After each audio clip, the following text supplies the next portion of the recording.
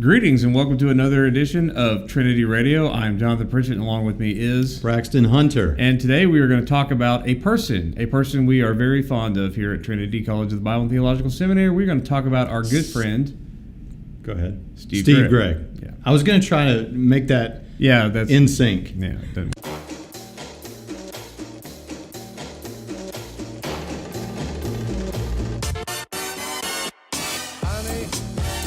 Welcome to Trinity Radio with Dr. Braxton Hunter and Professor Jonathan Pritchett. We're forgiven, we're shown mercy and grace, and our punishments probably aren't as harsh as they should be, even within this lifespan. Do skeptics bring objections to the case? Of course they do. What's going on with you today? They just don't like it. They don't like it that God is just and He has every right as creator to do what He will. God is the best explanation for the beginning of the universe. Of now y'all having to look at our faces, which for that I apologize. So this week we had a well-known guy in the world of theology geeks and people that are looking for internet debates, people that are interested in soteriology debates or eschatology debates, or really it's hard to peg this guy down to a specific thing. He's just kind of known for the Bible, and that's Steve Gregg. Steve Gregg is a friend of our school and has served as a visiting professor with us, and actually now he came this week and recorded about 21 hours of teaching with us this week. And so we got to meet him. He was here on our campus. We even got swag, man. We got some Steve Gregg swag. Yeah, I didn't wear my shirt. I've got my shirt. I don't know if you can see it. I've got my thenarrowpath.com t-shirt. It says questions, answers, and then it has the website name. Yeah. I hadn't even looked at it till now. And then I've also got stickers. I don't know why I'm showing it. You can't, I don't know where you get these, maybe on thenarrowpath.com. But for those of you that know, we really appreciate the ministry of Steve Gregg. And by the way, I should say, this incredible graphic design work is done by a skilled graphic design artist named Dana Gregg. That's Steve's wife. Lovely woman. And herself a accomplished academic when it comes to art. She's even taught at Oxford. But she hadn't taught at Trinity, and I think Trinity wins out in that game. But anyway, we're here to talk about Steve Gregg, and I interviewed Steve Gregg in one of our webinar rooms for this podcast. And so I'm really excited to have this interview and to share it with you. And so we're going to listen to part of it, and then Dr. Pritchett and I are going to comment on what he has said. Buckle your seatbelt. At first, you may be offended at his words, and maybe that's because they hit close to home. But by the end, I think you'll find some biblical salve for your soul. So let's take a listen. First, why should believers study the Bible more deeply than just listening to a pastor on Sunday morning? Simply because pastors are not only fallible, but they are products of their training to a very large degree. Perhaps more than the average Christian is, although average Christian is also a product of his training. But a pastor is a professional who's been trained a certain way of reading the Bible and paid to keep seeing it that way. He's paid by a denomination to promote the views of the denomination. That doesn't mean he's a hireling. It doesn't mean that he's corrupt or there's anything wrong. It just means that he has very little incentive to change his mind about anything. Now, we know in part, and we prophesy in part, Paul said in 1 Corinthians 13. Therefore, none of us knows everything, but we can still learn. We can still learn because we don't have omniscience, but we can be learning line upon line, precept upon precept, here a little, there a little. We can be learning for life, and we should be. What I'm suggesting is that there are many Christians who don't learn for life. They get down their doctrines, they say this is good enough for me, they camp out there, and they resist changing their mind about anything. The incentive to resist change is strongest among those that are paid to maintain the status quo, which most pastors are. Again, I'm not trying to say they're hirelings. I'm just saying that's what they're paid to do. They support a belief system of a group that supports them to support that belief system. And I have known pastors who've gone away from what they were taught and what they were paid to teach and have deliberately done so, and commendably so. But still, when your bread and butter and your mortgage payment and your children's shoes and your children's tuition in the private school and all those things come out of your employment to teach certain things, there's a very strong incentive to stay in that view. And that's why I said that a pastor might be more set in his ways than the average Christian who doesn't have that financial incentive. Like myself, I'm not a pastor, and for that reason I've always been willing to change my mind if the truth seemed to require it, if the Bible that I'm studying requires me to change my mind. And we should understand, since there's 44,000 Protestant denominations, there's that many differences of opinion about peripheral things. And there are several major things that Christians divide about. Not all of them essential, but still very major. In other words, there's a lot of views out there, and the pastor of your church is unlikely to be the one guy who sees everything correctly. I don't think anyone sees everything correctly, and therefore we all need to learn. That's what the study of the Bible does. It allows you to learn. The Holy Spirit teaches you as you meditate day and night on the Word of God. And when you learn, it means you'll give up old ideas in favor of new insights that God will show you. Those old ideas might be the ones your pastor teaches, or not. Your pastor may be a great pastor who leads you into those new insights. Maybe you had a wrong idea, and your pastor will lead you into a better idea. But even if he does, his ideas are not 100% reliable, not like the Bible is. And therefore, it's very important that we have a personal relationship with the Scriptures, that we read and study and meditate on them day and night so that God can speak to us about any areas where perhaps our pastor, a good and honest man as he may be, he may not have thought some things through. That was my experience. In my early Christian life, my first pastor was a brilliant man. He knew the Bible forward and backward. I thought it was almost blasphemous to disagree with him. And I admired him, and I still do. But as I studied my Bible, I found certain things that didn't seem to fit nicely into the way he taught things. And I still respected him, but I had trouble fitting them in. I thought I was obligated to do so, but I couldn't. But over time, more and more of these things caused me to say, okay, I think he's wrong about this, and it looks like the Bible teaches this instead. And that's happened with me with many issues as I've studied the Bible. I've been teaching the Bible for 47 years right now. That's almost 50 years. And I started out with factory installed views of my denomination, but frankly, my life has been a life of learning. And I think every Christian should have a life of learning. Jesus said, "Take my yoke upon you and learn from me."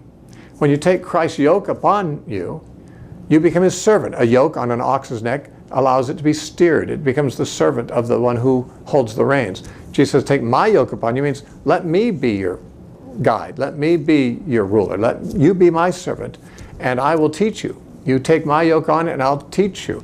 The rabbis had disciples who had taken their yoke upon them, as they said. Jesus says, "Be my disciple and learn from me." And that's not one time. That's not the moment of conversion. I take on Christ's yoke and I learned from him and I don't need to do so anymore.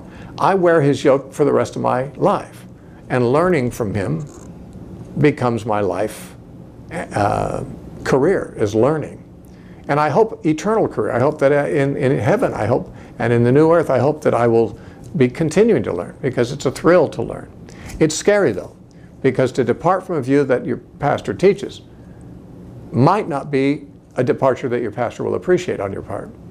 And that scares a lot of people off from learning further than their pastor. All right, Dr. Pritchett, any introductory thoughts to what Steve has just said? Yes, I can kind of relate to it. You know, for people like us who work at a non-denominational seminary, where we are not tied to any sort of specific doctrinal statement beyond our own, which is very accommodating to a lot of views. I mean, basically, 3 creeds: the Athanasian Creed, the Nicene Creed, the Apostles' Creed, and then our very broadly stated statement of faith. It's on our website. You can look at it. So a lot of flexibility within that. It's basically just the essentials of the faith.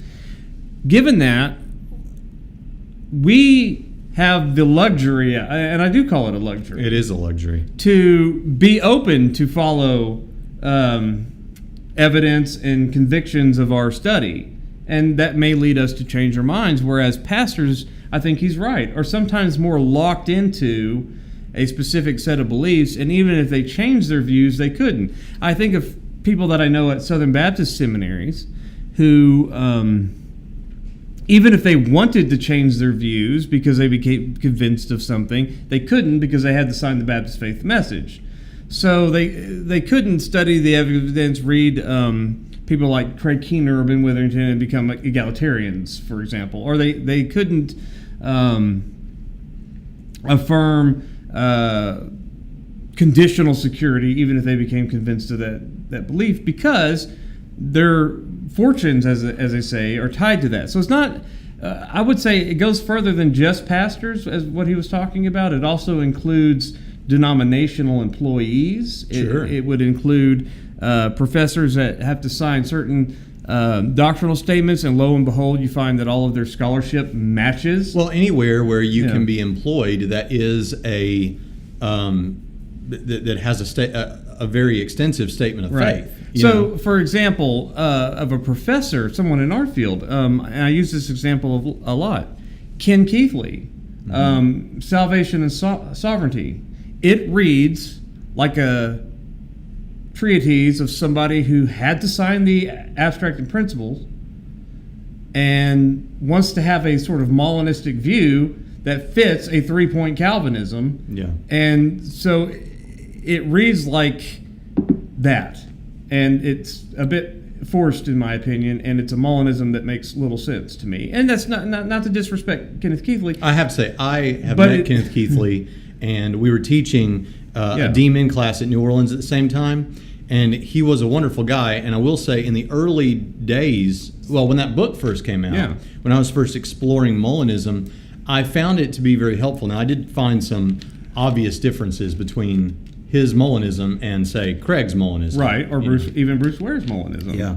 But my point is sometimes you read their works, and lo and behold, it reads like it has to fit a certain doctrinal standard to which they're held. So I don't want it to sound like it's just pastors who have that thing around their neck, about being locked into certain views with a financial incentive. Yeah, because they're also professors. It's not just pastors. And here's the thing. I can imagine, as I'm listening to Steve Gregg talk about that, and I'm thinking about pastor friends that we have, I can imagine the pastor thinking, okay, here we go again. Somebody's got to have a crack at pastors. It's real easy when you're not a pastor to take a crack at pastors.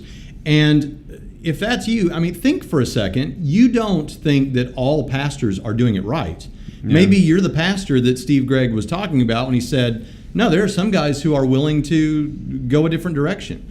For example, in the SBC, you have talked about how the Baptist Faith and Message is, you think, intentionally ambiguous on a number of points so that you can affirm a lot of things and still technically be in line with the Baptist Faith and Message. Right. Now, there are some key things that you can't, but there are, it does say something.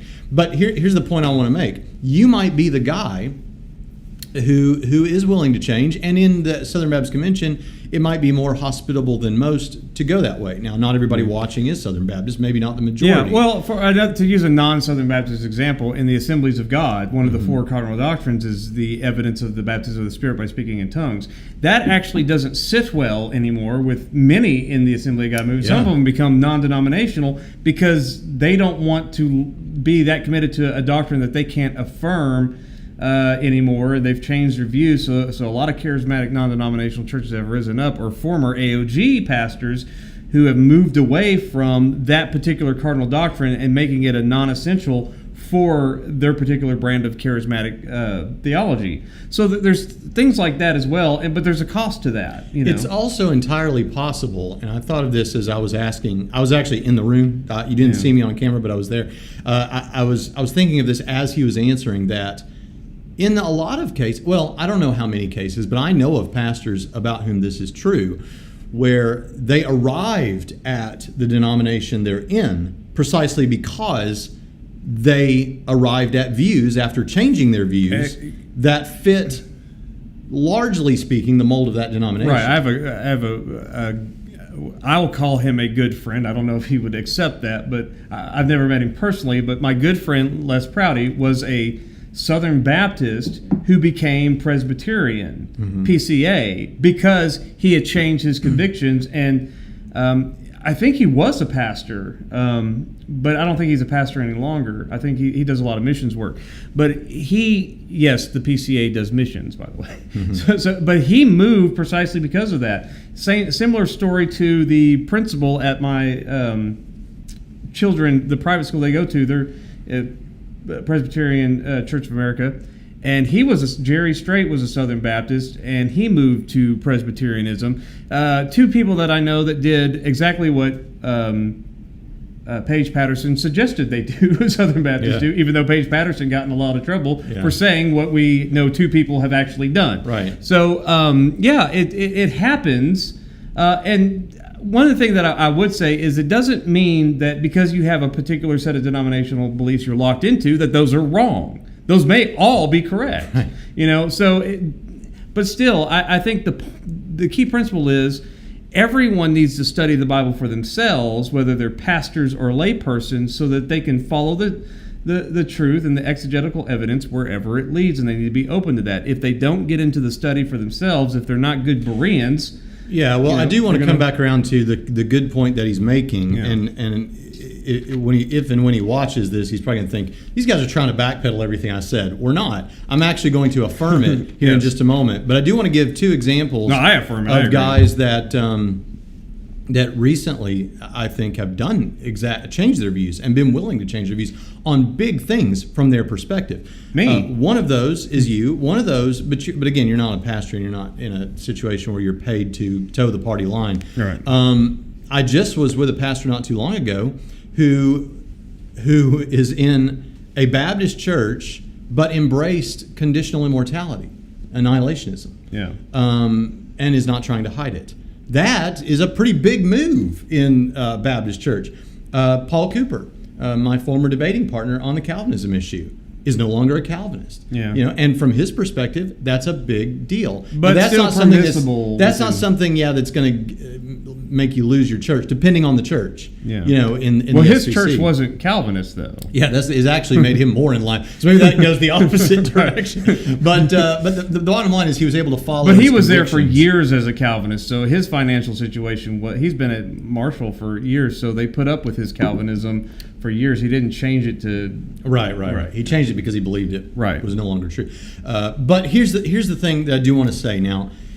You got to look at me, Internet. You've got to be honest with yourself. You cannot lie to yourself about this. The fact is, if you've ever been in this situation, you have felt the heat of this. I know I have. Yeah. Even when I was not a pastor. When I was a pastor, I was utterly convinced of everything that I said. Now, my views on some things have changed.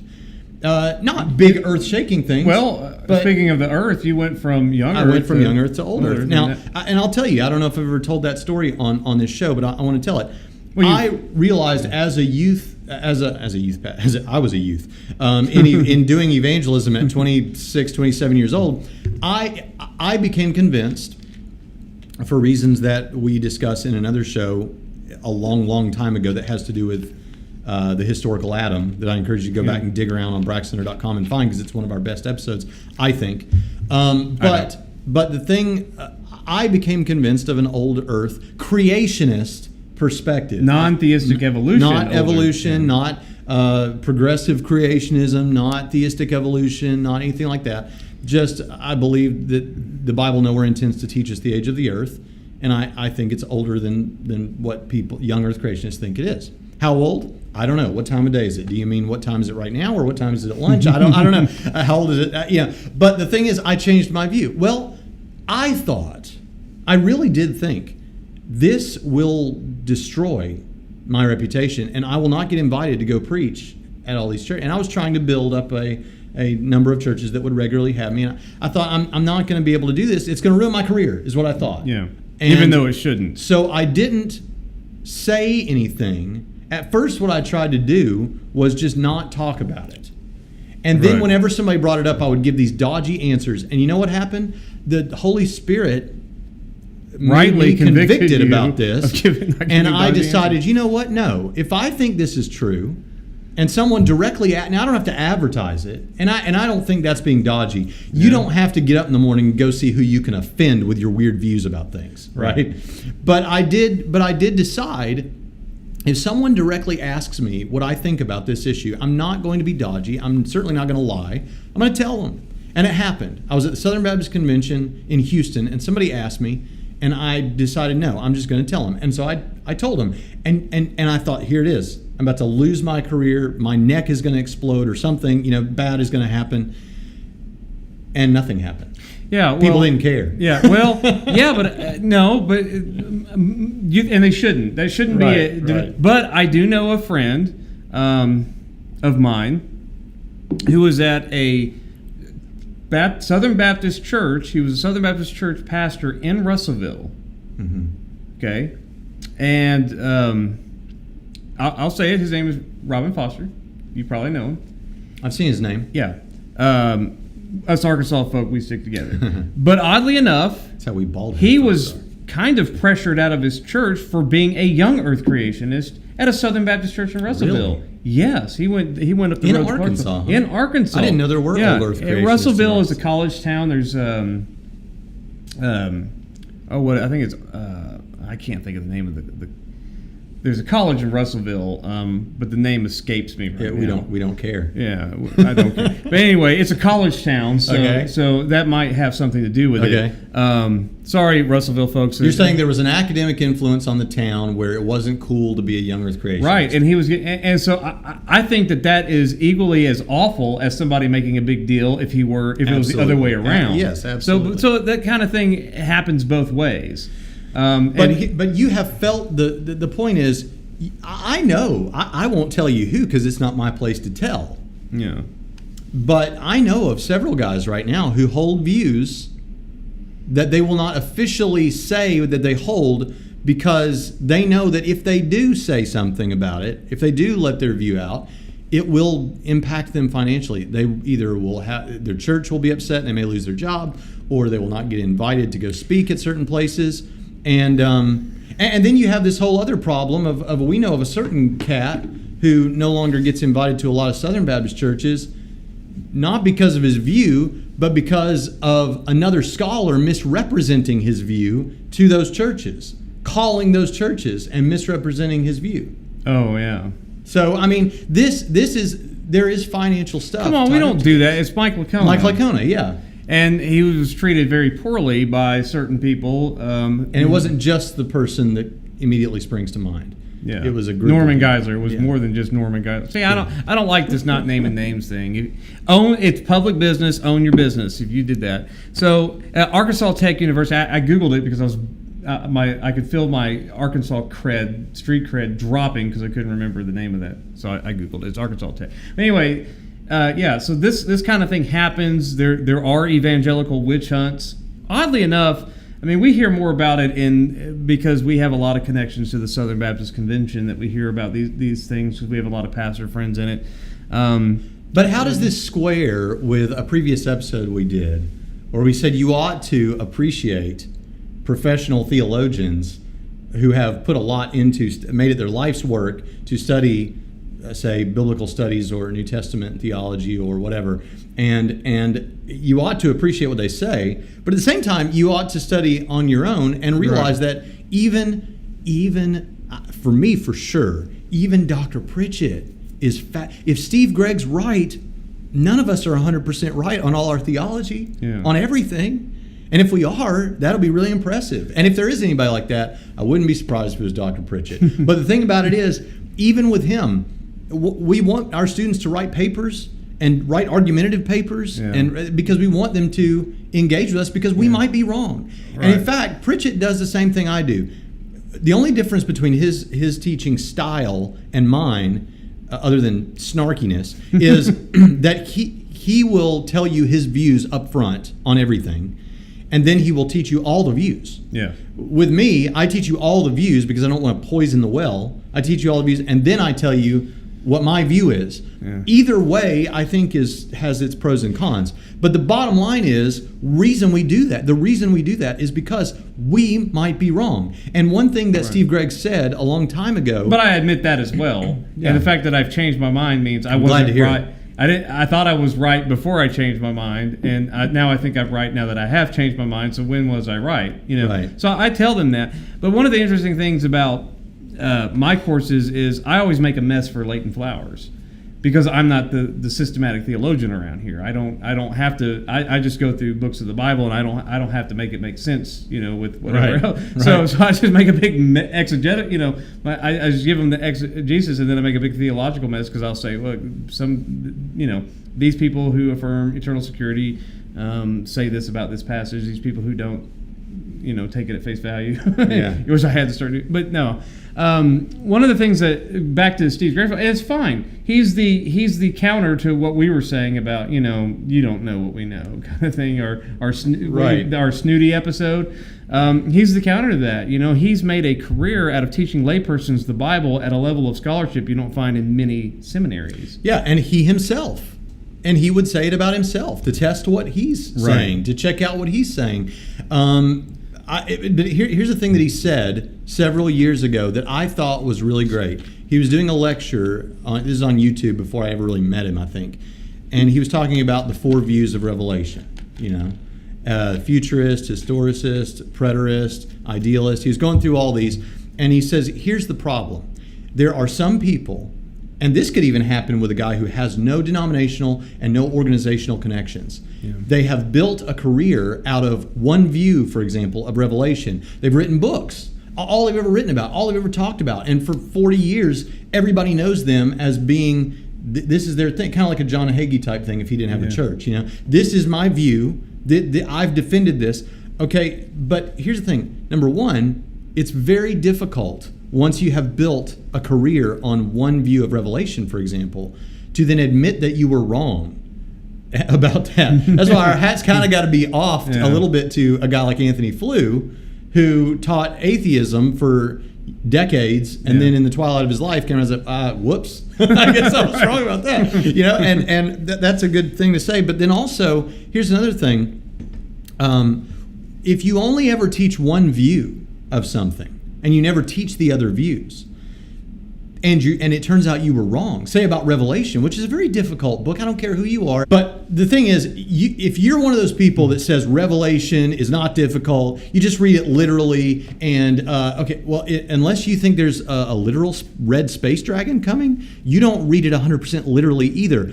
So it's a difficult book. And if your whole ministry is one view of Revelation, and it turns out you were wrong about that one view of Revelation, this is Steve Gregg said this, and I think he's right, then your whole ministry's been wrong. Yes. Why would you want to sacrifice your whole ministry on one view that you're not 100% sure of? Now, what's great about Steve Gregg's life of work is that because he has taught the entire Bible, where you can get it on audio and hear everything he's said, if he's wrong about something that he covered in 1 Kings, well, he still has, hours of, literally hundreds of hours of audio on everything else in the Bible. So he's not tied to that particular interpretation of 1 Kings, or something he says in Romans chapter 6, or something he says in the book of Esther. I mean, when you again, wherever he was wrong, he probably gave you 5 views that might be true before telling you his view, or after telling you his view, or whatever.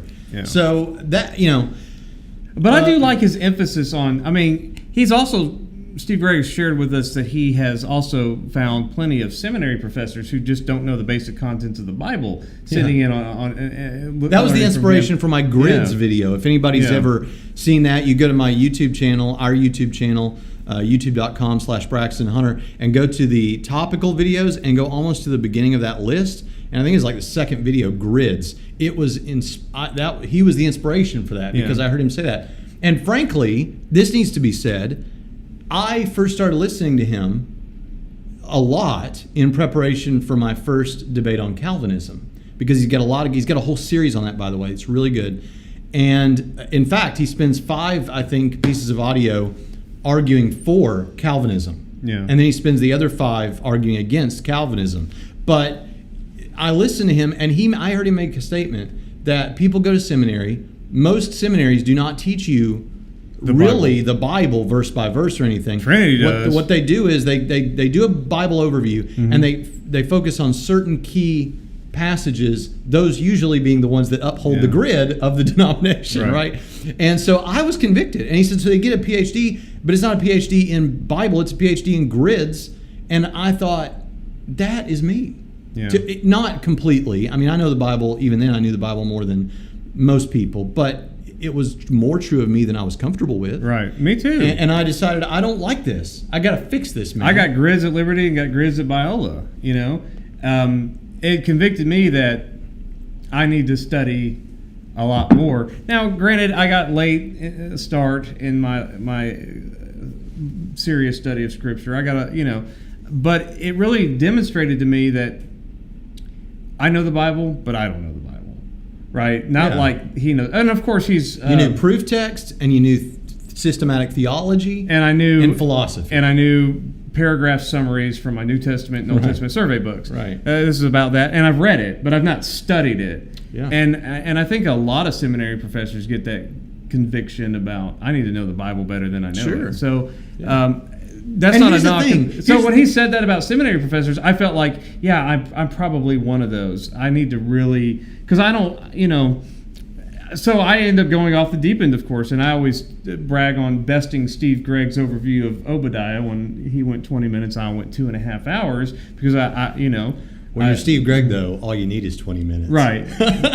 No, I'm just kidding. No, I was teasing him about that. I said, just to make sure that you don't think that we just put you on so high of a pedestal, I do walk around bragging that I've talked about Obadiah longer than you. Now, that doesn't mean I talked about it better than you. And then he said, I think he was humble and said, I need to listen I'd like to hear that. Yeah, and I was like, probably not. I don't want you to hear it because you'll just because I'm proud of it, and you're going to tell me what's wrong with it. Right, exactly. Now, okay, I'll save this point till the next clip. Let's play another clip of the interview from Steve Gregg. All right, where should they start? In studying the Bible, it's hard to know where they should start. There's a good case could be made for starting from Genesis, because that's really the beginning, and everything even in the New Testament grows out of Genesis. For example, Genesis 12 verses 1 through 3 are the Abrahamic covenant. Everything else in the Bible is a development of that promise. Even the New Testament is the fulfillment of that promise. So to understand these Old Testament things is very helpful in understanding even Christ himself in perspective of the whole plan of God. So there's a good case to be made for starting with Genesis and going through the whole Bible. Another case could be made with starting with Jesus, because he's the central concern. Being a Christian doesn't mean we keep the Old Testament law. It means we keep the words of Christ. Jesus said in John 8:31, if you continue in my words, then you're my disciples indeed.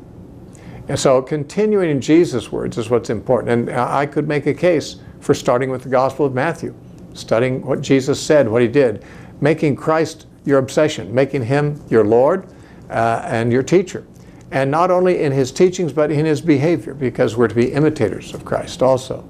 So I would say that maybe a person would be wise to take two starting points simultaneously.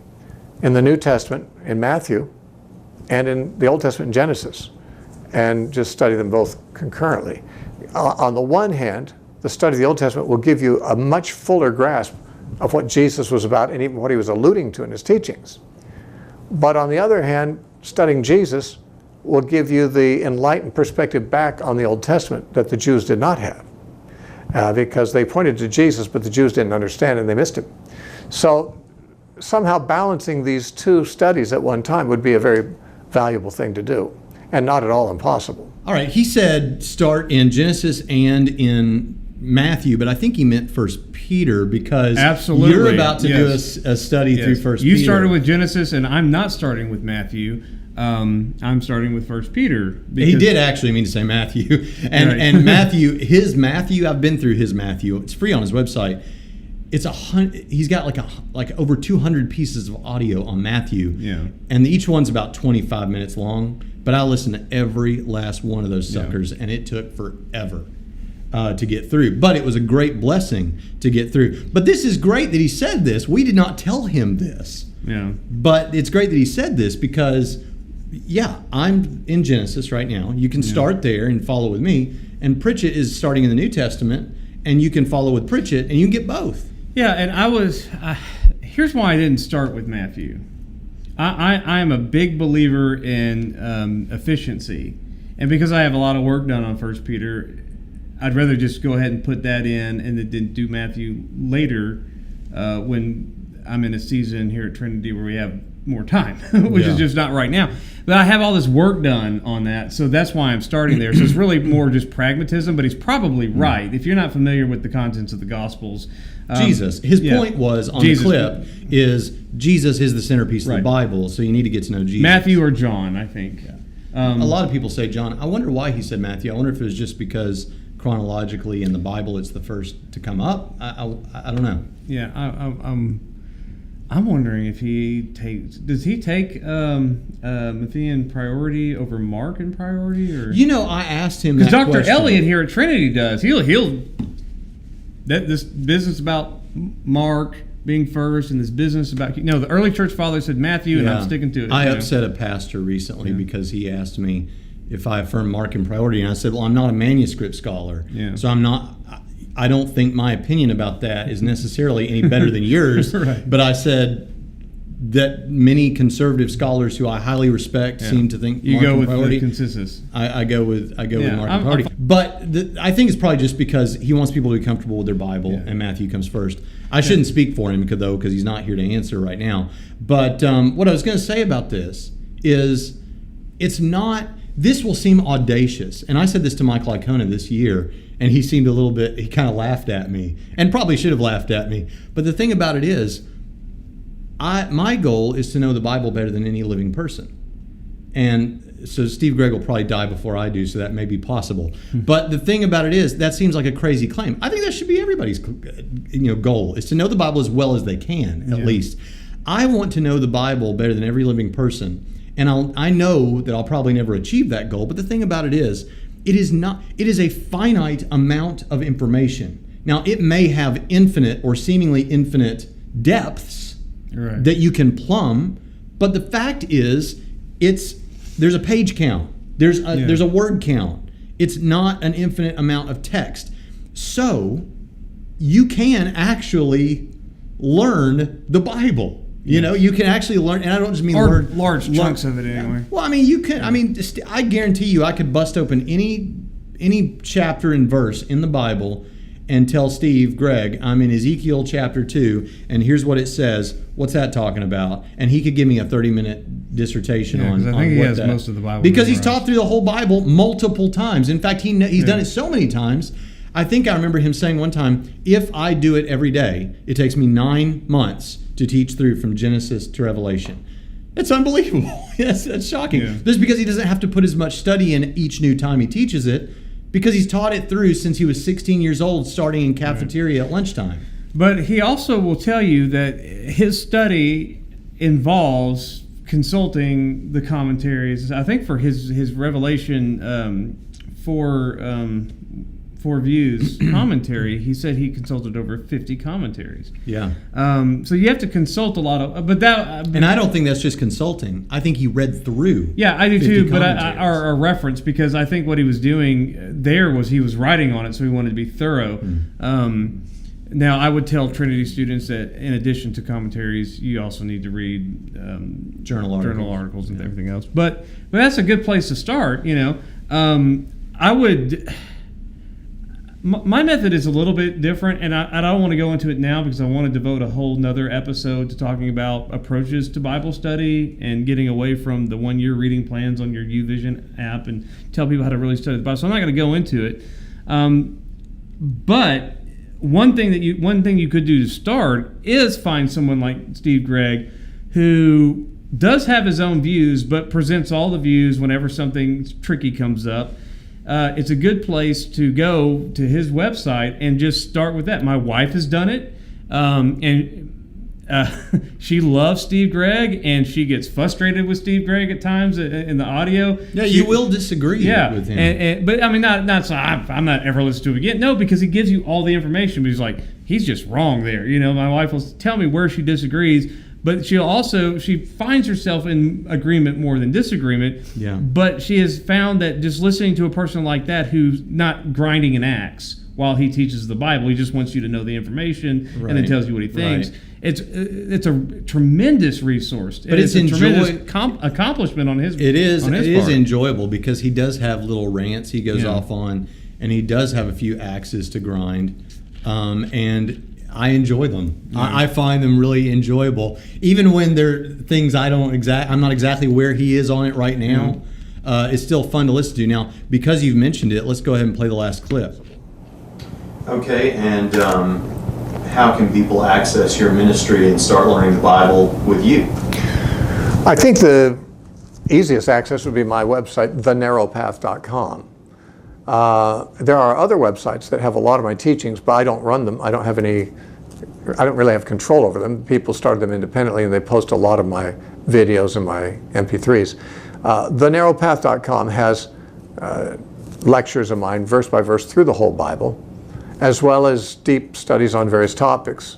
There's topical lectures and there's verse by verse lectures, and they're free. Anyone can go to the website, click on the lecture and listen to it on the computer or download it onto a device, or get the app, the thenarrowpath.com app. Those lectures can be heard from that. And that's the easiest way I know for someone to get a hold of my stuff. So we encourage you to do that. Go to Steve's website. Check it out, thenarrowpath.com, as he said. There are some rogue sites out there that he mentioned that will put his stuff, because he's such a nice guy, he just lets anybody put his stuff wherever, right? And we're okay with that too. Yes, put our stuff wherever you like. Please, please put our stuff somewhere besides the trash bin. Right. All our YouTube videos are embeddable, which means you can embed them wherever you like, and you can share them around on Facebook. We do encourage people to do that, and we hope that they will be a blessing. We make these videos because we hope that they matter. Yeah. And I think on his website at 4:30 our time, Central Standard Time, so whatever that is in your time zone, I'm not going to do it. You can actually listen to live of his radio show, where I got to sit quiet with the headphones on and listen to him do it, because he can do it from anywhere in the country with his little box, and just to be able to answer just the most random questions off the top of his head and give 20 Bible texts to back up what he's saying in response at random, doesn't know what he's getting. Yeah. That's impressive. Yeah, it is really impressive. It's a Q&A show. Go check that out. A good place to start might be his topical lectures, and maybe that'll ease you into it. He does go off on every little thing, so some people find it hard to get into it because they can't make a dent in a book of the Bible. But so maybe a series would be good. Understand that you're going to encounter things that you've never heard before. Yeah. But he's a conservative, evangelical, Orthodox Bible teacher. But my wife has made a huge dent, and she started in Genesis, and she is almost done with the Old Testament, because instead of listening to music at work in the background, she listens to that while she works, because women can do more things at once than men can. So. Yes, you're trying to bleed that female empowerment stuff over from the last episode. I guess so. All right. Well, and hey, you can learn from Steve Gregg for free that way. It doesn't cost you a dime. But you could also get course credit for taking some of Steve Gregg's courses here at Trinity. If you would like to visit us at TrinitySem, TrinitySem.edu, and talk to us about a program. And let's admit it, his courses are better than our courses. I am shocked to hear you say that. No, I will not disagree. I'm going to go ahead and admit it. But our courses are great. But we've got Calvinist professors, we've got non-Calvinist professors, we've got people on both sides of the eschatology debate. We have people on both sides of the charismatic debate. We have people on every side. But it's all Orthodox, yes, and it's all let's face it though. We do come from our denominationally we're very comfortable. Southern Baptists could feel comfortable coming here. Assembly of God peoples could feel comfortable coming here. You'll be at home, and you will have your views challenged. But that's what argumentative papers are for. And so we encourage you to come. We've got a great roster, man. Yeah. We got Leighton Flowers, Steve Gregg, Jonathan Pritchett, Braxton Hunter, Jim Chatham, Albert Elliott, Harold Hunter. I'm telling you. What more do you want? I'll tell you. Tom Rogers. What? I put our faculty up against most other faculty. Well, here's the thing about our faculty. Our faculty will actually go up against other people, whereas a lot of faculties... 1, 2, 3, 4, 5 people that have taught here in the past year and a half, and 4 who regularly teach here, who, if you Google their name, you can watch debates. They're willing to defend their views. Yeah. I want to learn from someone who's not just willing to tell me their thoughts, but willing to defend them and publish works defending them. So, Amen. yeah, so TrinitySem.edu. And you can audit courses. It costs you almost nothing to audit a course. And so visit us there. Also, my website, if anybody cares, is braxtonhunter.com. And we'll see you next time on Trinity Radio.